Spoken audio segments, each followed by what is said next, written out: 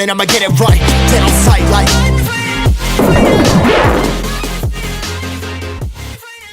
What's going on, beautiful people? I'm the Grandmaster, and I also go by D-Ray, bringing you guys the UBL draft analysis. Yes, Otto has made the mistake of inviting us back. I would like to say before I get started, thank you so much to everyone who has been supporting me in the APA, who has been supporting my little comeback, who has been reaching out to me via Discord, private message, whatever it may be, comments, saying that they're happy that I'm back and that they're happy to see me happy and healthy. I appreciate you very, very much. So I feel like that needs to be addressed. I did leave the Wi-Fi draft league scene because my mental state was not okay. I had a lot of backstage stuff that was happening, and it's some stuff that I needed to put my full attention on and address. I think I got a handle on it now, and so I appreciate you for asking what the update is. How you doing? Doing great, doing super great. We got coffee, you know, in the fucking Snoopy cup. Let's go. Oh, the joy is like green screen. I don't know what's up with my green screen right now. It's weird lighting. But anyway, again, thank you so much. I appreciate every single one of you beautiful people. The support has been tremendous. Mwah. Te amo muchísimo. But without further ado, like I said before, this is the UBL main draft analysis. So this is the main league. This isn't an off season. This isn't like a spin-off brand. We're here gung-ho, baby. We're trying to fucking put in the work. And Mr. Otto invited us back. Like I said, thank you so much to you, brother. I appreciate you. He also has help from Roots and Irish Emerald. The three of them are the ones that are kind of head honchoing this season, and have put together quite a show. They have put together quite a show. If you were able to tune into the live draft analysis, which did it a little bit differently, by the way, which is really cool, you have seen who's in this league. Holy shit, this is there's a lot of really good people in this league. Let me just tell you guys off the top of the dome. I'm gonna go into the actual server itself. So I have myself, Incog M, Matt O'Shea, Razorclaw, Aquarius, Otto's participating, Goldoa Dragon, Jack aka Gravy, JV. We have Pat Mac. Shout out to Pat Mac. Love me some Pat Mac. We have Root, Sally Mumble, Sventoon, who's a huge part of the front office, so that's gonna be pretty fun. Kelly under the radar, and Veps is making his return to Sword and Shield Draft League. I'm sure there's more here, but I think that may have been 16. Oh, an Irish Emerald. Yeah, huge lineup, crazy lineup. A lot of very high ranked players, a lot of crazy competition this season. So I think we're up to the task. We're here to have a good time. We're not going to get too fucking crazy gung-ho. I'm not trying to like dedicate my whole life to this. I'm here to have a good time. I used to drink, kind of don't anymore. Got some water. And you know, have a good time with the homies. So if this is something you're into, do me the massive favor and icicle crush that thumbs up button, because your LA Guerrilla Tactics are back. And do me the massive favor. Apparently I'm rusty. Your LA Guerrilla Tactics are back, baby. Do me the massive favor and icicle crush that thumbs up button. And if you're new, por favor, hit the subscribe button. Turn on post notifications, hit the bell button so you get notified every single time we post a new video. I promise I remember how to do YouTube. I really, really, truly do. So let's talk about the team, guys. This team was constructed with a rule set of having to draft 11 Pokemon. You can't do 9 to 11. You have to draft 11, and you're only allowed 110 points. The highest tier, I believe, was 19. We didn't draft in the 19, we drafted 18 and below. We wanted to have a very well balanced team and have every Pokemon have its own role. So that was the main thought process behind that. We do have 9 weeks in this season. It's not a 10-week season, so every single win is gonna mean a lot. Last season of the UBL main league, we ended with a positive record and still missed out on the playoffs. Shout out to Automatic who took our spot. But hey, our differential wasn't high enough. It is what it is. Take it on the chin. We gotta slide our way into playoffs this season. That is the goal. Anything besides that is just gonna be candy.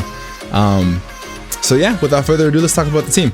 We had which pick in the draft. We had 7th.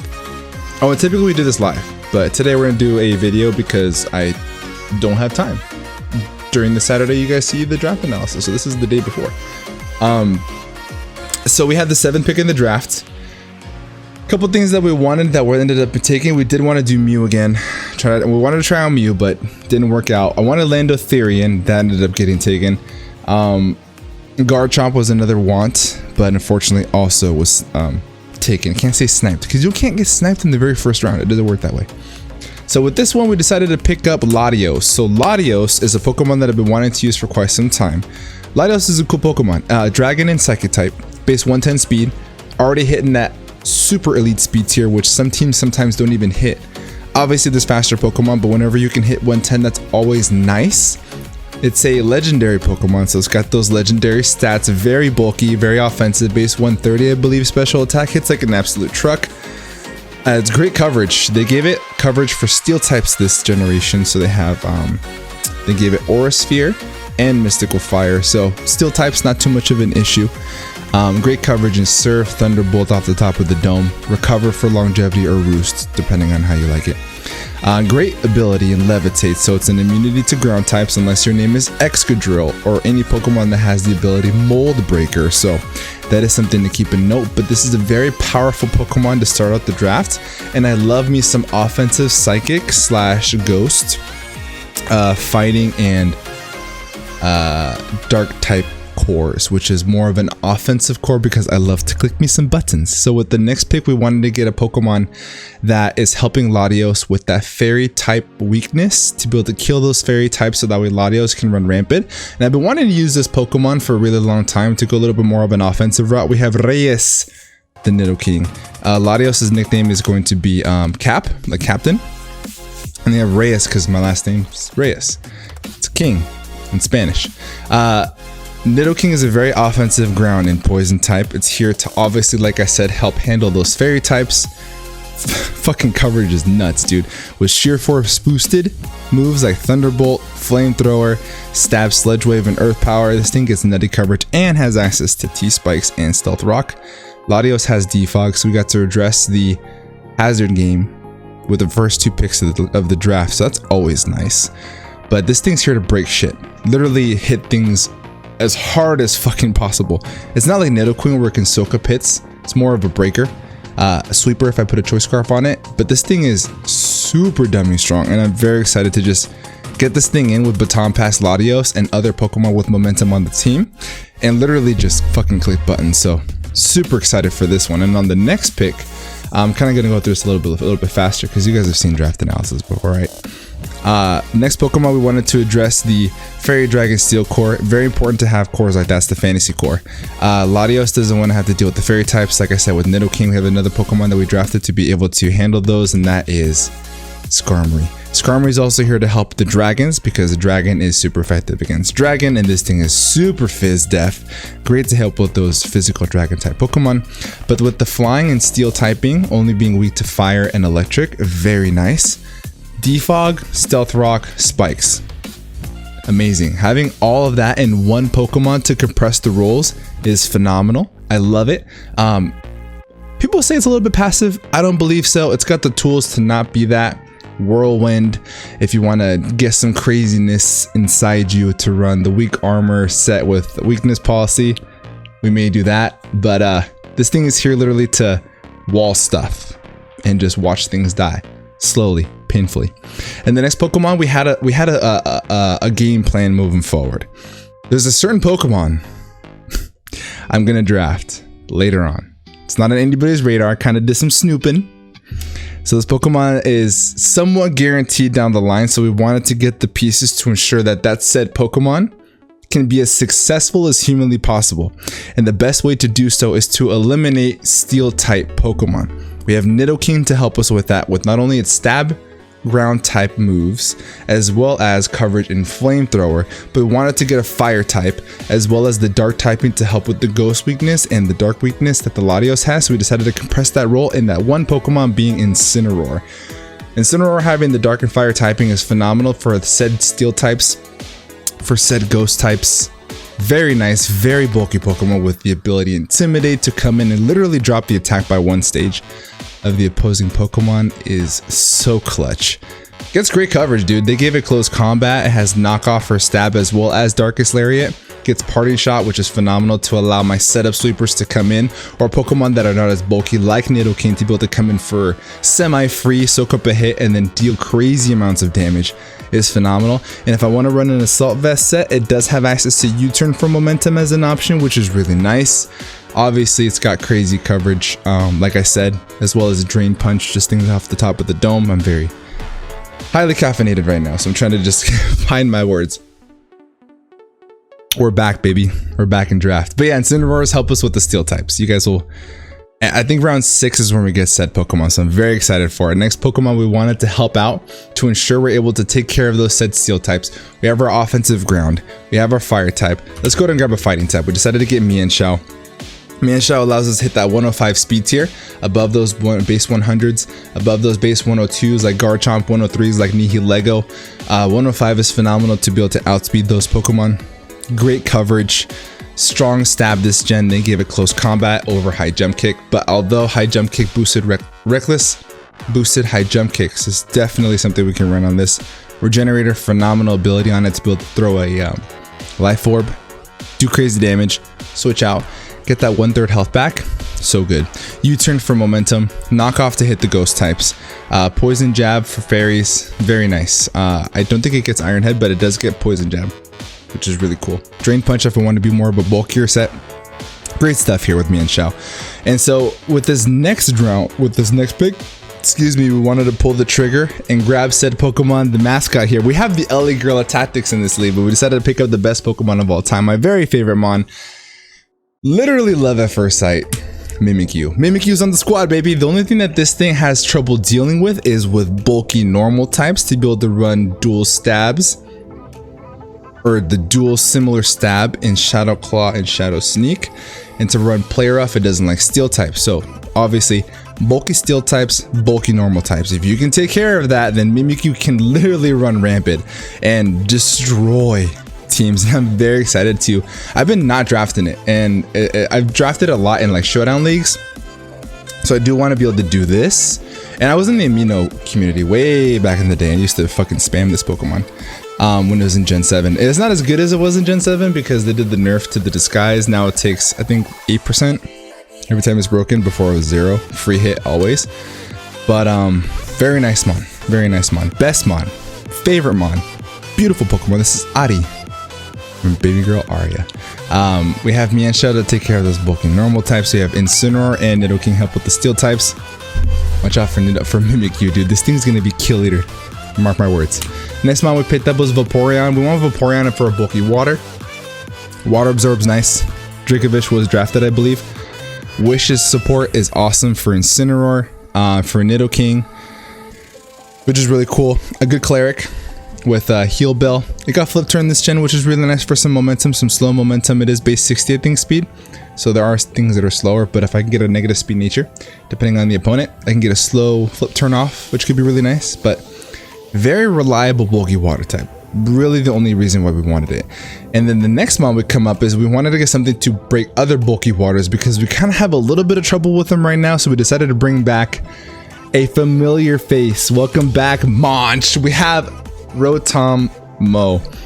One of the best, if not like top 2. I love this Pokemon, the Rotom form is what I'm trying to say. At least in my eyes, right? The dual stabs are incredible to deal with any kind of bulky water type, including the water ground ones, right? Because it does have Stab Leaf Storm to get rid of those Pokemon, as well as Thunderbolt, Discharge, Volt Switch, Great Mon, Defog, Thunder Wave, Will-O-Wisp. Great utility. It's got a Levitate as well to be able to switch on those ground types. There's neutrality to ground if it does have Mold Breaker, so that's really cool. But this is here literally to break bulky waters that Incineroar doesn't want to deal with. And yeah, general gist, and Munch has always been super reliable, so I'm very excited to have it back. Kangaskhan's next. Kangaskhan is here for a bulky normal type. I think the Spectre was drafted, so we do have to keep in mind for that. Kangaskhan is also another great cleric. Wish Passer doesn't get, Heal Bell, I believe, but it does get Wish to wish up the rest of the team. Shout out to Kyle A to bring in the heat to this fucking Kangaskhan. So I want to try it out myself. It's very reliable from what I can tell, and for 5 points I thought it was a steal. So great bulky normal type, very offensive in some matchups, gets access to double edge for stab, and great coverage punches like elemental punches. I think I got drain punch as well, could be wrong, but great mon. Next up, we wanted to kind of deviate these points to still get some value and some speed. The fastest Pokemon that we have right now is Ladios at base 110. I wanted to hit the upper echelon at 115 plus, so we decided to go with the budget Weavile, aka Sneasel. So Sneasel is here at 6 points, which is basically just like Weavile, just a little bit weaker. Doesn't need to run Eviolite, can run those attack boosting items like Life Orb or Choice Band. Gets the same coverage, triple axle and knockoff, Ice Shard, which could be clutch in some matchups, especially if they have that scary dragon that's 4 times weak to ice, like Dragonite or Salamence, or Garchomp, really. And this thing to just come in and just clean up the game is super cool, as well as break depending on what the matchup looks like. I've used Sneasel before and it's put in the massive amounts of work. And for 6 points, I think it's a definite steal. Last Pokemon to not make sure this video is fucking forever. We picked up Butterfree, but we picked up Butterfree because Mr. Matt O'Shea sniped us of our last Pokemon. And I was very upset because I wanted to pair Mimikyu and the threats that we have on this team, like Nidoking, with webs. And so for 1 point, we wanted to take Charger Bug. And my man's decided to snipe it literally like a couple picks before me, and I was like, bro. Matt slid in them DMs to say, brother, I need this Pokemon. Don't do this to me. And he said, bet. I got you. Snag Butterfree and we'll trade. My man's let me have Charger Bug. So we ended up trading. We picked up Butterfree, sent it off to Matt O'Shea. He traded us for Charger Bug. Butterfree, by the way, in the BBR Showdown League, before it turned into like Wi-Fi craziness, that thing got like 7 kills for me at the start of the gen. Great Pokemon. Super steal at 1 point. So he's gonna get a good deal out of this. We want to Charger Bug for the bulk, as well as Volt Switch momentum, and setting up webs. Set up webs, Volt Switch out, bring in the threat, kill stuff. It's got Struggle Bug, or not Struggle Bug, Bug Bite to be able to get rid of berries. If like something has a Kasib berry for Mimikyu's Ghost Stab, we can eat those up and ensure that we can sweep a little bit better. Or if there's a Shuka Berry or something for Nidoking, or a what's the Dragon Berry? Can't think of it at the top of my head. It is a Bon Berry, I think is what it is. Basically just eat the berries up so that way the threats can come in and destroy stuff. So very niche pick. Don't think it's gonna come very often, to be honest, but it's nice to have. It's nice to have. So this is the squad. Let me know what y'all think down in the comment section below. And I hope you guys are ready for the season. I am. Ready to have a good time. We missed out playoffs last UBL main season with a positive record. Let's hope that doesn't happen again. Let's get in those playoffs and see how far we can go. Man, I'm sorry that I'm super rusty, but hey, we're back, baby. Thank you guys so much for your support. I appreciate you all. You mean more than me than you know.